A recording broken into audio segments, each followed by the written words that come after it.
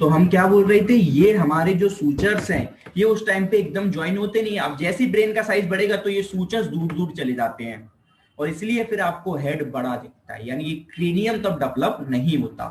और 80% आपको हाइड्रोसेफेलस बच्चों में ही दिखता है, 80 नहीं बल्कि उससे भी ज्यादा ही आपको बच्चों में दिखेगा, ठीक है। और यंग एज में हुआ तो ये बहुत लाइफ थ्रेटनिंग हो जाता है, क्यों, देखो बच्चों में भी मरना ही, बच्चों को भी मरना है, लाइफ ऐसा नहीं बोल रहा हूँ कि 100% मरना है, लेकिन बच्चों में फिर भी होता है कि यार एक बार साइज बढ़ गया तो क्रेनियम अपना साइज बढ़ा भी लेता है क्यों, लेकिन बड़ों में क्रेनियम साइज बढ़ा नहीं पड़ता, वो इतना प्रेशर एग्जिट कर देता है कि ब्रेन अंदर दब जाता है, श्रिंक हो जाता है। तो ये बड़ों है लाइफ थ्रेटनिंग दोनों के लिए, लेकिन बड़ों के लिए तो बहुत ही खतरनाक है, ठीक है। तो infant prior to suture fusion head expansion and massive ventricular dilation, क्या बोल रहा है कि जो वेंट्रिकल डायलेट करेंगे उसकी वजह से क्या होगा, जो आपके सूचर अभी जो फ्यूज नहीं हुए हैं वो हेड, वो क्या है, वो हेड को एक्सपेंड कर देंगे, ठीक है। और एक क्या, leaving only a thin rim of cerebral ventral, what the mean of a thin rim of cerebral ventral, मतलब ये जो सेरिब्रल, ये जो आप देख रहे हो, ये जो इतनी मजबूती से ये इस तरीके से रहेगा, अभी पतली, बिल्कुल एक पतली ऐसी रह जाएगी कि लाइनिंग रह गई है बस, क्यों, ये दूर दूर चले जाएंगे तो यहां पर से कोई एकदम आपको थिन मेंटल लाइनिंग नजर आएगी और कुछ नहीं। और ऐसे बच्चों में आपको नजर आएगी, अनट्रीटेड डेट में अकर, ठीक है। अब एक बार हम थोड़ा सा आपको सूचर्स के बारे में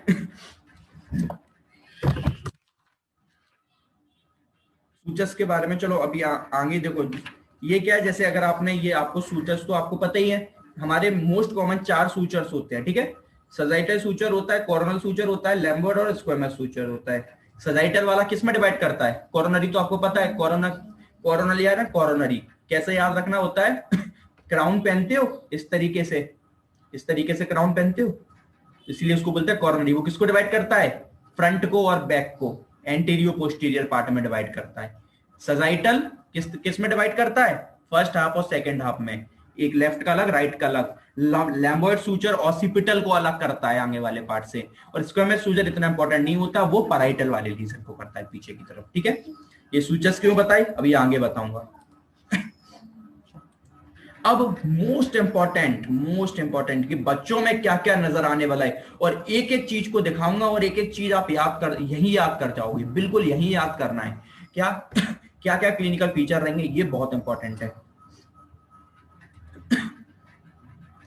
इन्फेंट्स और यंग चिल्ड्रन में देखो, एक्यूट वालों में क्या, कोई भी चीज है ब्रेन की चीज है, इसके लिए एक्यूट भी खतरनाक होनी है।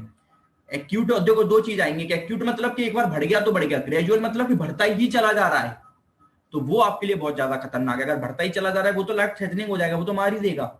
लेकिन एक्यूट वाला अगर एक बार बढ़ गया, ठीक है, बच्चों में पैदा होते टाइम कोई ऐसी प्रॉब्लम हो गई तो वो भी बहुत प्रॉब्लम क्रिएट करके, भैया कुछ भी बढ़ जाए ब्रेन को अफेक्ट करना है तो आप तो काउंटिंग ही नहीं कर सकते, आप जितनी मन में प्रॉब्लम आए, न्यूरो में आपको एक फायदा बहुत बड़ा रहता है, बोले क्या, बोले साइन एंड सिम्टम्स 10,000 लिख के आ सकते हो, किसी का किसी में लिखा कोई गलत नहीं कर पाएगा, क्यों, क्योंकि ब्रेन से कुछ भी सिम्टम्स आ सकते हैं, मगर जो उस स्पेसिफाई है उनको जरूर लिखो, फिर उसके नीचे भैया 10 कुछ भी लिख दो, कोई फर्क नहीं पड़ता। Irritability, impaired conscious level, vomiting, ये तो नॉर्मल है, ये सब में लिख दो, ब्रेन में कोई भी प्रॉब्लम। अब ग्रेजुअल वाले में आपको बहुत अच्छे से लिखना है, ग्रेजुअल वाले में एक एक चीज को डिस्क्राइब करना है। ग्रेजुअल वाले में क्या है, मेंटल रिटार्डेशन, और सबसे बड़ी चीज फेल्यूर टू थ्राइव, यानी डेथ के लिए क्या क्या चीजें नजर आएंगी, मैं आपको ना बिल्कुल डायग्राम में बताता हूं।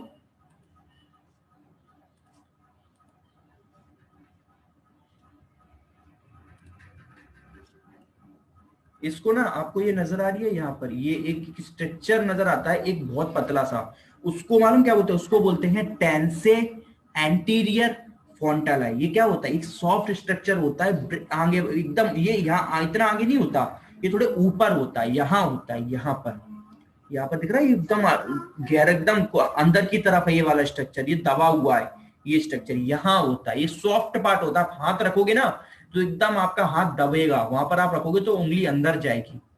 इसको क्या बोलते हैं, इस चीज को क्या बोलते हैं, इस चीज को बोलते हैं टेंस एंटीरियर फ्रंटल आई। ये इस तरीके से यहाँ पर इतने पार्ट में ही होता है, इतने पार्ट में इधर होता है, ये लोग समझते हैं यहाँ होता है, यहाँ कहीं नहीं होता है, यहाँ होता है ऊपर। ये देखो, अगर ये आप इसको इस तरीके से माथे को अगर ये अलग कर दो, माथा आपका अलग हो गया, तो ये इधर वाले पार्ट में होता है, इसको बोलते हैं टेंस एंटीरियर फोंटालाई। टेंस का मतलब क्या, सॉफ्ट है, और फोंटालाई यानी फ्रंट पार्ट पे एक आपका बना हुआ, और एंटीरियर आगे की जगह पे, फ्रंट पे आगे की जगह पे। इसको बोलते हैं टेंस एंटीरियर फ्रंटल। ये स्ट्रक्चर, ये एकदम नाम अभी के अभी याद करते चलने हैं। टेंस एंटीरियर फ्रंटल बनता है। और क्या बनता है? और सबसे बड़ी चीज इंक्रीज्ड सरकमफेरेंसेस। मैं बताता चलता हूं, नोट करते जाओ। क्या? बिल्कुल माइंड में नोट करोगे। टेंस एंटीरियर फ्रंटल, दूसरा इंक्रीज सरकमस्टेंसेस। अब ये बढ़ी गई है, हमें अलग ही दिख रही है, कोई हमें अलग से बताने की जरूरत है कि क्या पूरी ब्रेन की जो सरकमफेरेंस है बढ़ गई? बिल्कुल बढ़ गई है, अलग दिख रही है, यानी इंक्रीज स्कल सरकमफेरेंस। अब सीधी सी बात है कि आपको बताने वाली बात है कि अगर सरकमफेरेंस बढ़ेगी तो यहाँ की जो स्किन है वो कैसी पतली होगी कि नहीं होगी? क्योंकि स्किन तो वही है, आप उसको खींच लोगे तो वो पतली हो जाएगी। तो पतली होने की वजह से क्या होता है? ये वेन्स नजर आती है, दिख रही है। और सबसे ज्यादा कॉमन यहाँ नजर आती है, इस जगह पर। वैसे तो पूरे में नजर आती है, ये बच्चा क्या सामने से दिख रहा है। जब आप इधर देखोगे तो आपको खूब एकदम अच्छे से ब्रेन नजर आएंगी। तो यहाँ क्या होगा? Thin scalp, thin scalp with dilated veins. Dilated veins नजर आएंगी, और डायलेटेड वेन्स तो पूरे में नजर आएंगी। तो स्कैल्प बिल्कुल पतला हो जाएगा, और ओवरऑल में ही आ रही, लेकिन यहाँ थोड़ी ज्यादा आती, तो आपको ये पूरा पतला हो जाएगा। और देखो कितनी क्लियर वेन्स दिखेंगी, यानी thin scalp with dilated veins. और एक बहुत इंपॉर्टेंट चीज, वो क्या बोले? एक बोलते हैं cracked pot sound. Cracked pot sound. Cracked pot मतलब क्या? कोई एक मटका है, वो टूट गया है। अब आप जैसे क्रैक्ड पॉट हो और उस पर आप एकदम कैसे ठोको उंगलियों से, ठक ठक, कभी मटके पे ठोक के देखना, एक आवाज आएगी। तो वो ही सेम आवाज आती है ऑन स्कल परक्यूशन। परक्यूशन मतलब होता है ठोकना। जब आप उसको ठोकोगे तो एक आवाज आएगी एकदम। क्यों आएगी? क्यों? जैसे मटका भी अंदर से खाली होता है ना, ये भी अंदर से खाली, इतना साइज में भर गया है, अंदर से ऐसे भरा हुआ है, और उसमें पर तो आप जब पानी भर दोगे, उसको ठोकोगे तो एक आवाज आती है, वही सेम आवाज आपको फील होगी। उसका एक नाम है। क्या नाम है? अभी तक हमने कितने पढ़े? टेंस फ्रंटल आइटा पढ़ा, स्कम सर्कल, थिन स्कल पढ़ लिया। एक होता है cracked pot sound on skull percussion. का मतलब क्या होता है? इसे आगे पीछे ठोकना, इस तरीके से को बोलते हैं परक्यूशन। वाइब्रेशन कैसे होता है? वाइब्रेशन होता है एक ही जगह पर इधर उधर लेफ्ट राइट चलना, और परक्यूशन होता है ऊपर नीचे, इस तरीके से। ये दो वर्ड याद रखो, लोग बहुत कंफ्यूज होते हैं, वाइब्रेटिंग और परक्यूशन में अंतर नहीं समझते। तो परक्यूशन जब आगे पीछे ठोक रहे हो, तो उसको आप इसको एक बहुत प्यारा साइन के नाम से बोलते हैं। उस साइन का नाम होता है MESWANS, मेस्वान साइन। मेस्वान साइन, ये डॉक्टर लोग बहुत लिखते हैं कि मेस्वान साइन पॉजिटिव है कि नहीं, क्योंकि तो एक्सट्रीम कंडीशन में बहुत पॉजिटिव मिलता है, आवाज आना बहुत खतरनाक हो जाती है। तो मेस्वान साइन, दो वर्ड सुनोगे, एक मेस्वान साइन, एक सन सेटिंग सन अपीयरेंस। उसको आगे समझते हैं सेटिंग सन अपीयरेंस का क्या है। अभी तक हमारी 4 चीजें क्लियर हो जानी चाहिए। इसमें टोटल 5 चीजें हैं, ठीक है? 10, और ये बिल्कुल याद होनी चाहिए, फिर बोल रहा हूँ बार बार। 3 हो गई, ये चौथी हो गई। अब 5वीं समझते हैं कि सेटिंग सन अपीयरेंस क्या है। ये बहुत मोस्ट कॉमन दिखनी है बच्चों में। ये इसका मतलब होता है क्या? ये देखो, ये आपको जो बच्चा दिख रहा है, क्या हो रहा है इसमें? ये बच्चों की आंखें को देखो, आपको 2 चीजें नजर आएंगी। पहले तो जो लिड है, ये जो लिड दिख रही है, पलक है, ये रिट्रैक्ट हो गई है, ऊपर की तरफ चढ़ गई है, यानी लिड रिट्रैक्शन। लिड रिट्रैक्शन, ठीक है। और दूसरी चीज इंपेयर्ड अपवर्ड गेज। ये जो आंखें हैं ये नीचे चली गई हैं, ये नीचे चली गई। तो इंपेयर्ड अपवर्ड गेज मतलब क्या? वो ऊपर की तरफ बच्चा नहीं देखेगा, इंपेयर्ड हो गया। अपवर्ड गेज इंपेयर्ड हो गया। तो आपको कैसा लग रहा है? एकदम वैसे समझ लो जैसे ये पहाड़ है और ये सूरज डूब रहा है। तो ये पहाड़ हो गया, तो ये पहाड़ ऊपर की तरफ, लेडिंग रिट्रैक्शन, जो लिड है वो रिट्रैक्ट कर गई, और सूरज डूब रहा है, मतलब उसकी क्या, जो इंपेयर्ड अपवर्ड गेड हो गया, यानी जो आपका ये नीचे की तरफ आ गई। ये करा देता है सेटिंग सनसेट। ऐसा लगेगा जैसे सूरज डूब रहा है, क्यों? ये पहाड़ ऊपर की तरफ हो गया और ये आंखें नीचे की तरफ। इस अपीयरेंस को बोलते हैं सेटिंग सनसेट अपीयरेंस। याद रखना, देखो हर बच्चों में दिख रहा है, इसमें भी देखो, आंखें नीचे की तरफ, मतलब क्या? इंपेयर्ड हो गया अपवर्ड गेज। क्या? लिड रिट्रैक्ट कर गई ऊपर की तरफ, और जो इंपेयर्ड हो गया क्या? अपवर्ड गेज, यानी बच्चा ऊपर की तरफ कभी नहीं देख पाता। ऊपर से इतना प्रेशर आ रहा होता है हेटेरोसेफेलस का कि, यानी इससे मुझे एक बहुत प्यारी चीज क्लियर हो गई, क्या? कि बच्चों की आंखों में बहुत प्रॉब्लम होने वाली है। बच्चों की आंखों में बहुत प्रॉब्लम होने वाली है, क्योंकि क्या हो रहा है? वो प्रॉब्लम क्रिएट क्यों दिख रहा है? क्योंकि सेटिंग सनसेट अपीयरेंस हमें नजर आ रहा है। ठीक है, ये क्या थे? साइन सिम्टम्स थे, ये साइन सिम्टम्स थे। अब अलग अलग देखो, एक्यूट ऑनसेट में क्या, सब वही लिख दो। साइन सिम्टम में क्या? इंक्रीज आईसीपी, हेड एक, वोमिटिंग, व्हाट इज पेप्लियोडीमा? मैंने अभी आपसे बोला था कि आंखों से मुझे समझ आ गया। पेप्लियोडीमा का मतलब क्या होता है? Swelling in optic disc. देखो, सेटिंग सबसे sunset appearance is a chronic, मगर इसकी एक एक्यूट फॉर्म भी तो होगी। कोई चीज डायरेक्ट क्रोनिक तो हो नहीं जाती, इसकी एक्यूट फॉर्म होती है पेप्लियोडीमा। इसलिए आपको बोला था पेप्लियोडीमा आपको दिखेगा एक्यूट वाले में। तो पेप्लियोडीमा का मतलब क्या होता है? क्या? Swelling in optic disc. क्यों हो गई स्वेलिंग? एक्स्ट्रा प्रेशर की वजह से। तो स्वेलिंग इन ऑप्टिक डिस्क, जो आपकी ऑप्टिक डिस्क है उसमें स्वेलिंग हो जाती है by increasing intracranial pressure. Intracranial pressure से आंखें एकदम स्वेल, एकदम इडीमा, आंखों में इडीमा, ऐसे आंखें बाहर निकलती हुई दिखेंगी। आंखें तो बाहर इसकी भी निकलती हुई दिख रही है, देखो इन बच्चों की भी देखोगे तो बाहर निकलती हुई दिख रही हैं कितनी बाहर। तो उन बच्चों के, लेकिन उनमें क्या होता है तब ये इंपेयर्ड अपवर्ड गेज नहीं होता, सिर्फ नीचे नहीं जाती, वो फिर भी थोड़ा बहुत देख पाते हैं एक्यूट कंडीशन में। ध्यान रखना, एक्यूट में, क्रोनिक में तो काम खत्म। तो पेप्लियोडी में क्या एकदम स्वेल दिखती है। ग्रेजुअल में तो भैया सब लिख दो जितना लिख सकते हो, क्योंकि मरने ही वाला है। डिमेंशिया मतलब मेमोरी लॉस, गेट एटेक्सिया मतलब इंपेयर्ड कोऑर्डिनेशन हो जाएगा भैया, चलने में बोलने में सब कुछ। गेट है यहाँ तो भी चलने में। इनकॉन्टिनेंस क्या? बॉबल ब्लैडर मूवमेंट। ब्रेन से क्या कंट्रोल नहीं होता, सब कुछ।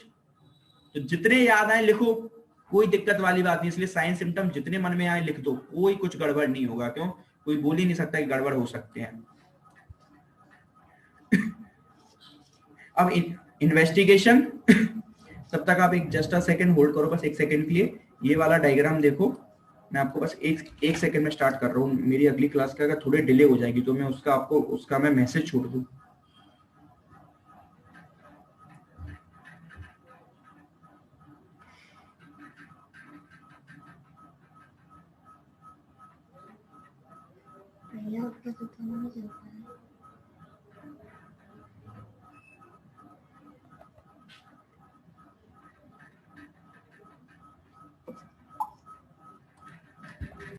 तो ये हमने सारा इतना कंप्लीट कर लिया।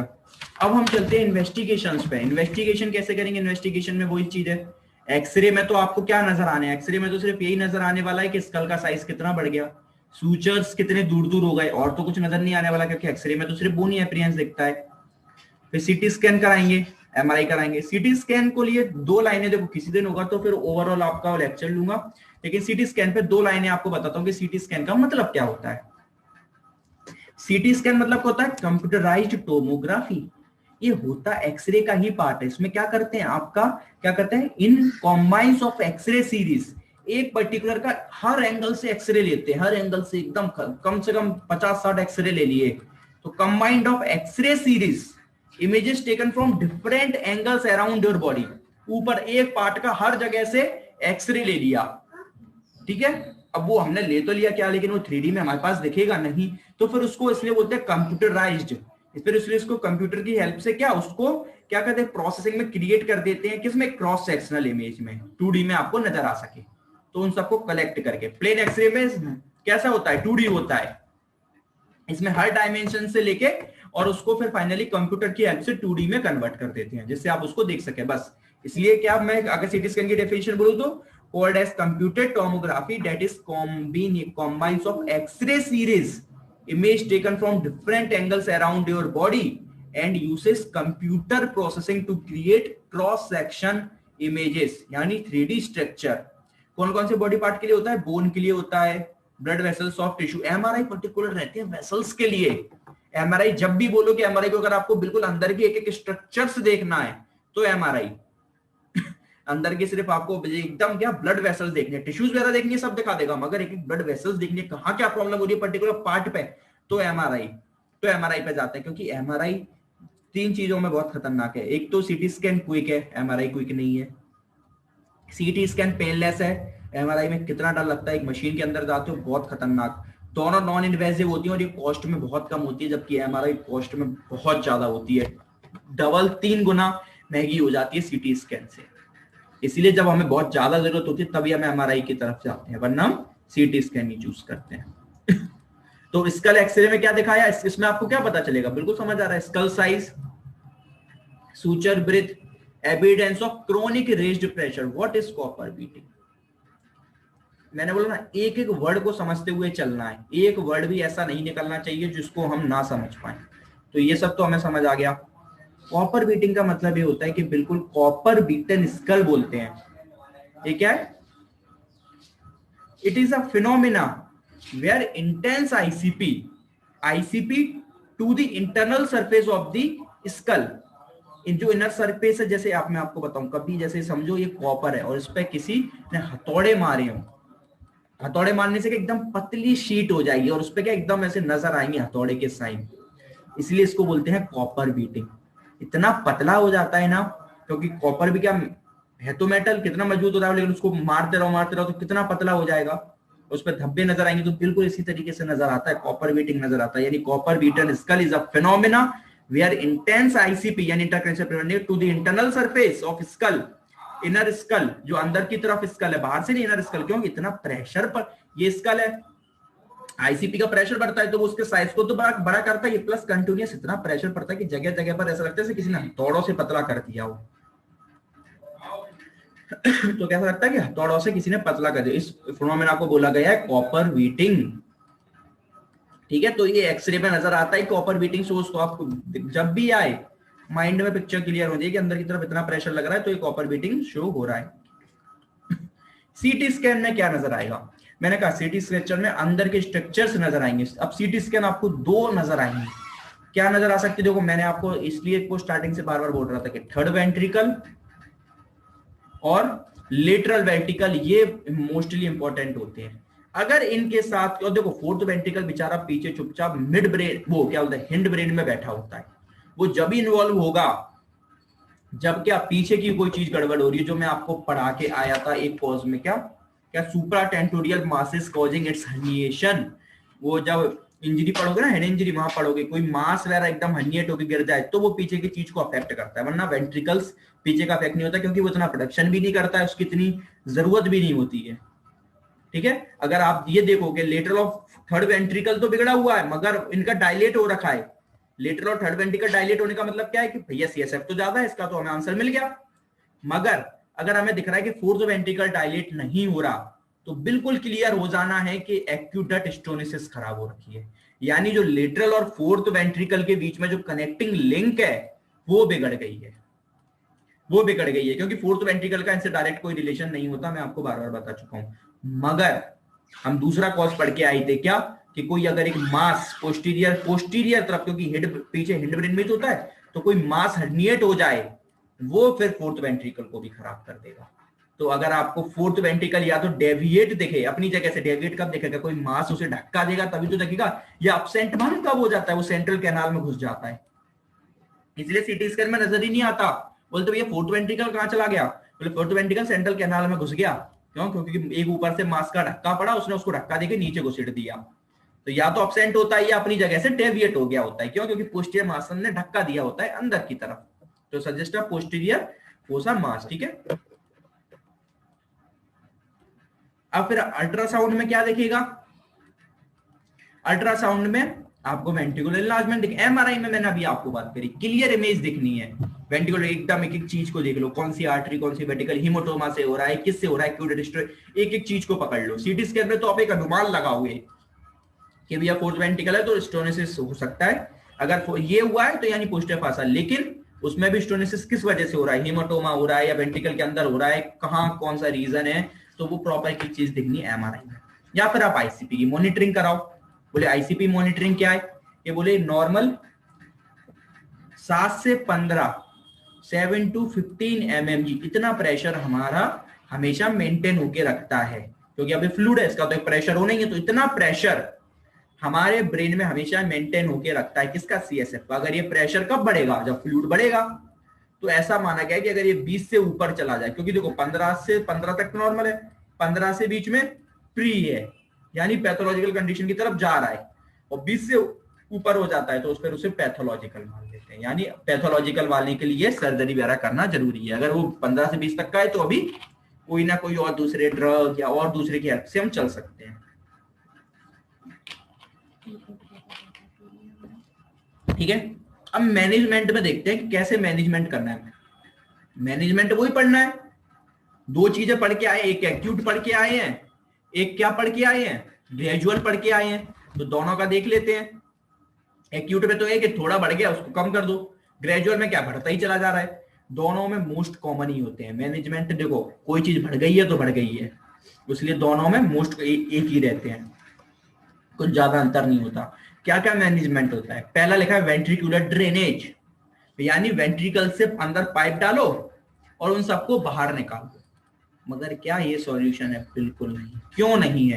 क्योंकि अगर एक बार बढ़ गया तो चलो ठीक है भैया हम एक बार निकाल लेंगे, मगर अगर वो बढ़ गया दोबारा तो फिर भले एक्यूट कंडीशन में ठीक है एक अमाउंट में बढ़ गया, अगर अपन को 10 चाहिए था अब वो 15 होके रुक गया, इसी को तो आप एक्यूट बोलोगे कि 15 होके रुक गया है, 15 से ऊपर नहीं हो रहा। अगर 15 से ऊपर गया तो ग्रेजुअली बोल दोगे। अगर मैं इसका क्या करूं, मैं 15 को फिर 10 पे लेके आ जाऊं, क्या गारंटी है वो गलत 10 वाला फिर 15 पे नहीं जाएगा? आपको मजाक लगता है कि क्रेनियम को काट के ब्रेन में कोई चीज को इंजेक्ट करके वेंट्रिकल से फ्लूइड को निकाल के, इतना कॉमन है, इतना आसान है। मतलब दोबारा हो गया एक बार तो लाइफ को आप पूरी रिस्क पे लाइफ रख के करोगे, और कहीं दोबारा हो गया तो कोई गारंटी है नहीं। तो इसलिए ये इतना सिंपल नहीं है और इसलिए करना प्रेफर भी नहीं करते, क्योंकि कोई गारंटी नहीं है कहीं दोबारा फिर बढ़ गया। ये तो हमने देख लिया कि चलो भैया ग्रेजुअल नहीं है एक्यूट है, हमने उसको मॉनिटरिंग कर दी 15 से ऊपर नहीं जा रहा, लेकिन ये गारंटी भी तो दो कि लौट के 10 से 15 फिर नहीं होगा। आप 15 से 10 कर दो फिर हो गया तो हम क्या करेंगे? तो वेंट्रिकुलर ड्रेनेज इतना प्रेफर नहीं करा था, उसकी जगह प्रेफर करा जाता वेंट्रिको पेरिटोनियल शंट। ये मैंने आपको स्पाइना बाइपेडा में भी बताई थी, यही मोस्ट ट्रीटमेंट कॉमन है। क्या करते हैं बोले, हमको पता है एक तो देखो कोई भी चीज है, ये ब्रेन है, ब्रेन में सीएसएफ भर रहा है, ये पीछे स्पाइनल कॉर्ड गई थी और वो नीचे जाके स्पाइनल कॉर्ड से सीएसएफ जाता है और वो ही पहुंच के एक्सक्रिएट आउट करवा देती है, वो ही स्पाइनल कॉर्ड। ठीक है, अब ज्यादा अमाउंट में हो रहा है, मतलब इतना इतना यहां से हो नहीं पा रहा, ये रास्ता इतना ट्रेवल नहीं। दो चीज है, या तो ये रास्ता ही ब्लॉक हो गया या फिर इस रास्ते पे इतना लोड पड़ रहा है कि ज्यादा अमाउंट में कर नहीं पा रहा। तो आप करोगे क्या? बोले हम अलग से एक रास्ता बना लेंगे। अलग से ही तो रास्ता बनाना पड़ेगा, क्यों? क्योंकि या तो अगर ये तो कर नहीं पा रहा या इस पर लोड पड़ रहा है, दो ही रीजन हो सकते हैं। तो हम बोलते हैं हम एक अलग से रास्ता बना लेते हैं। वो उसका काम क्या रहेगा? बोले एक अलग से पाइप डाल देंगे, जो पाइप ज्वाइन रहेगा वेंट्रिकल से। कौन से वेंट्रिकल से? लेटरल एंड थर्ड, फोर्थ से नहीं, याद रखना। लेटरल एंड थर्ड वेंट्रिकल से ज्वाइन होता है और उस पाइप को हम ब्रेन से निकाल के कहां डाल देते हैं? बोले पेरिटोनियम में। पेरिटोनियम मतलब एब्डोमेन की जो लाइनिंग होती है, एब्डोमेन की इनर लाइनिंग और इंटेस्टाइन की इनर लाइनिंग, उसको पेरिटोनियम बोलते हैं। वो क्या करती है? वो उसका यही काम है एब्जॉर्प्शन का। बॉडी में कुछ भी चीज है उसको एब्जॉर्ब करो और एक्सक्रिएट आउट करो, एब्जॉर्प्शन करना है उसका। तो हम क्या हमने अलग से एक रास्ता और बना दिया कि भैया जो एक्सेसिव अमाउंट में बढ़ रहा है वो उसको थ्रू ट्रेवल करके इधर पेरिटोनियम तक चले जाओ और इधर जाके अपना क्या करवा लो? एब्जॉर्प्शन करवा लो, एक्सक्रिएशन करवा लो। क्या ये इतना सिंपल है? इसकी भी बहुत कॉम्प्लिकेशन होने वाली है। क्या कॉम्प्लिकेशन होने वाली है वो पढ़ेंगे, लेकिन जब बात ये आ जाती है कि मरने ही वाला है तो फिर कोई रास्ता तो हमें अपनाना ही पड़ता है। अब आपको सोचो अलग से एक पूरा पाइप डाल रहे हो ब्रेन से लेके आपके एब्डोमेन तक, यानी कुछ कोई ऑर्गन बचा जो बीच में नहीं आएगा या बीच में जिसकी छेड़तानी नहीं होगी, कोई नर्व आर्टरी वे क्या नहीं आएगा? क्या सब कुछ डिस्टर्ब होना है? बहुत कॉम्प्लिकेशन है। लेकिन फिर वही बात होती है कि जब जान बचानी है तो फिर यही रास्ता है। तो इसको बोलते हैं, नाम में ही लिखा है वेंट्रिकल से चल रहा है पेरिटोनियम तक आ रहा है, तो वेंट्रिक्यूलो पेरिटोनियम शंट। ठीक है, या फिर क्या करो? बोले अगर ये नहीं हो पा रहा है, बहुत ज्यादा एक्सेसिव अमाउंट में हो रहा है, तो भैया फिर जो वेंट्रिकल ज्यादा कर रहा है उसको काट के अलग करो, और क्या करें? बोले थर्ड वेंट्रिकल ज्यादा कर रहा है तो थर्ड वेंट्रिकल को काटो, या लेटरल ज्यादा कर रहा है तो लेटरल को काटो, एक वेंट्रिकल्स को उड़ाओ, और क्या? दोनों काट दोगे तो फिर हाइड्रोसिफिलस बनेगा, फिर वो सीएसएफ बनेगा ही कहां? ऐसा तो हो नहीं सकता, है ना? भले ही दोनों ज्यादा कर रहे हो, एक को काट दो तो ऑटोमेटिक दूसरे वाले का ज्यादा अपने आप ही बैलेंस कर लेगा, है ना? एक को फिर उड़ाओ। मोस्ट कॉमनली हम थर्ड को उड़ाना प्रेफर करते हैं। क्यों करते हैं? क्योंकि मैंने आपको डायग्राम दिखाया था, जो लेटरल वाला होता है वो सबसे बड़ा होता है। ये देखो इतना बड़ा, लेटरल वाला तो ना उड़ा पाओगे, इसलिए थर्ड वेंट्रिकल्स को उड़ाने की कोशिश हम करते हैं। ठीक है, तो फिर वो क्या है, लेटरल वाला उसका काम संभाल लेता है, इसलिए थर्ड वेंट्रिकुलोटॉमी भी हम करते हैं। बोलो और क्या करेंगे? ये तो हमने ग्रेजुअल में पढ़ा, एक्यूट वाले में। अब ग्रेजुअल वाले और एक चीज और करते हैं बहुत कॉमन, ये थोड़ा सा कॉमन है। बोले क्या?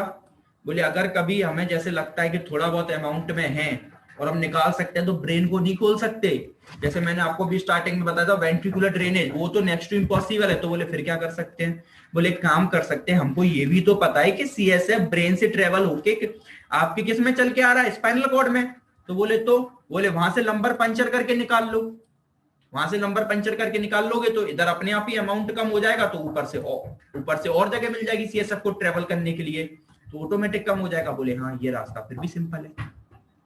तो क्या कर सकते हो कि अगर आपको लगता है, लेकिन ये आप करोगे जब आपको लगता है कि कम्युनिकेटिंग के रास्ते में कोई प्रॉब्लम आ रही है, अब ऊपर ही ज्यादा बनता जा रहा है, तो क्या करोगे फिर? कुछ नहीं। तो अगर आपको लगता है कि कम्युनिकेटिंग वाला है तो आप क्या करो, जैसे सब आर्कनॉइड हेमरेज, कोई रास्ते में प्रॉब्लम हो रही है, हेमरेज अड़ रहा है, तो भैया आप एक भैया पंचर कर दो और यहां से निकाल लो, तो रास्ता क्लियर उससे हो जाएगा, ये कर सकते हो। लेकिन अगर ऊपर ओवर प्रोडक्शन ही हो रहा है तो कितनी बार नंबर पंचर करोगे? कोई रास्ता है नहीं, कितनी बार करना? अगर ये लगता है कि हाँ भैया वेंटिकल सही बढ़िया चल रहा है, रास्ते में एक बार कोई चीज अड़ गई थी इस वजह से ज्यादा हो रहा था, तो हमने क्या करा, बोले हमने इधर से निकाल लिया और जो हीमोटोमा बन गया था उसको हटा दिया, तो सब चीजें नॉर्मल। इसलिए कम्युनिकेटिंग वाली आप लंबर पंचर से ठीक कर सकते हो। क्यों? क्योंकि कम्युनिकेटिंग वाली में हम एक चीज क्लियर करके बैठे हैं। बोले क्या? बोले यहां हमें ये मालूम है कि दोबारा नहीं बनना। क्यों नहीं बनना? क्योंकि वेंट्रिकल्स या वेंट्रिकल्स तो जो ऑब्स्ट्रक्टिव और कम्युनिकेटिंग में यही तो बहुत है, ऑब्स्ट्रक्टिव वाले बहुत खतरनाक हैं, क्योंकि वहां तो पता है दोबारा बनना है, गारंटी है। कम्युनिटी वाले में ये पता है कि भैया वेंट्रिकल सब कुछ बढ़िया बैठा है, मगर कोई बाहर से रास्ता ब्लॉक कर रहा है तो उसको रोक दो। अब जो रास्ता ब्लॉक कर रहा है वो रीजन हटा दो, और जो एक्स्ट्रा अमाउंट में इकट्ठा हो गया है उसको निकाल लो। तो अब क्या है, बाद में फिर रेगुलेटरी में चालू हो जाएगी। तो वेंट्रिकुलर ड्रेनेज की जगह लंबर पंक्चर को प्रेफर करते हैं अगर ऐसी सिचुएशन हमें पता है कि जहां दोबारा नहीं बढ़ना। क्यों नहीं बढ़ना? क्योंकि हमें पता है ये कम्युनिकेटिंग ऑब्जेक्टिव नहीं है। और ग्रेजुअल है तो ग्रेजुअल वाले में क्या करो, वही बीबी शंट डालो, थर्ड वेंट्रिकोटॉमी करो, वही सब। चाहे एक्वोटो ग्रेजुअल होना वही है, या फिर रिमूवल ऑफ मास लीजन, ये दोनों में डाल दो। एक्वोट में भी तो ये कर सकते हो, चाहे एक्वोटो ग्रेजुअल हो, ट्रीटमेंट वही रहना है, क्योंकि ओवरऑल चीज तो वही बढ़ रही है, निकालना उसे वैसे ही है। ठीक है? तो मास लीजन जो, अब ये मास लीजन वाला मुझे बताओ ये इंपॉर्टेंट किस लिए रहेगा? मास लीजन वाला अफेक्ट कर रहा था, फोर्थ वेंट्रिकल भी, अब याद आ गया, फोर्थ वेंट्रिकल भी आपका अफेक्ट हो रहा था। पढ़ गए थे हर्निएशन ऑफ सुप्राटेंटोरियल मास, सुप्राटेंटोरियल मास जो फंस गया था, उस मास को निकालो। जब उस मास को निकाल दोगे फोर्थ वेंट्रिकल अपनी जगह पे आ जाएगा, रास्ता क्लियर हो जाएगा प्रॉपर चालू। ठीक है? तो ये क्या किसमें आ गया? ग्रेजुअल डिस्टोरिएशन में। कॉम्प्लिकेशन शंट की क्या हो सकती है? मैंने बोला ना हजारों। अब सिंपल सी चीज समझो, पहले तो बेसिक समझो। भैया कोई एक चीज को डाल रहे हो तो जितनी भी उसकी चीजें आनी है अगल बगल वो सब इन्फेक्टेड तो होनी है। तो मेनिंजेस टच होंगी, मेनिंजाइटिस, पेरिटोनियम पे टच होगा क्योंकि पेरिटोनियम ही तो एंड है, तो पेरिटोनाइटिस। सबड्यूरल हीमोटोमा, हीमोटोमा क्या उसमें कहीं ब्लॉक हो जाए, वो जिधर जा रही है, वो जिधर से ड्यूरल मैटर से निकल रही है, अब वो जहां से निकलेगी उधर कहीं उसने किसी उस पार्ट के लिए हीमोटोमा कर दिया, तो क्योंकि रास्ता तो उसके लिए ब्रेन अलग से बॉडी ने बनाया नहीं है कि भैया चीज कुछ खराब हो तो ये डाल देना, रास्ता तो आप बना रहे हो। और अगर वो आपने कोई किसी के लिए, और आपने किसी के लिए रास्ता ब्लॉक कर दिया तो सब ड्यूरल के लिए हीमोटोमा का काम कर सकता है। या शंट ऑब्स्ट्रक्शन भी कर सकता है। बोले शंट ऑब्स्ट्रक्शन क्या? शंट किसी के लिए ऑब्स्ट्रक्शन का काम कर सकता है। कोई चीज, कोई रास्ता था, वहां से फ्लूइड को ट्रेवल होना था, मगर आपने इसको डाल दिया जिसकी वजह से आप वो फ्लूइड वगैरह ट्रेवल नहीं हो पाए, तो शंट ने खुद एज ऑब्स्ट्रक्शन का काम कर लिया। सेप्टिसेमिया कर लिया। सेप्टिसेमिया यानी पस फॉर्मेशन वगैरह कोई भी पाके, तो शंट एम्बुलस मतलब शंट में कोई भी चीज अंदर घुस जाए, शंट ही ब्लॉक हो जाए दोबारा। शंट भी तो ब्लॉक हो सकती है कोई भी। बॉडी को तो पता नहीं है कि बॉडी के लिए तो फॉरेन पार्टिकल है, बॉडी कुछ भी उसके अंदर एंटर कर सकती है। तो शंट में ही कोई एम्बुलस हो जाए यानी क्या? इन्फेक्शन हो गया। ये शंट कोई चीज के लिए ऑब्स्ट्रक्शन क्रिएट कर दे, बाहर की चीज के लिए सेप्टिसेमिया कर दे यानी इन्फेक्शन कर सकता है। भैया बिल्कुल कर सकता है, मोस्ट कॉमन है। या फिर शंट द्वारा ब्लॉक हो जाए।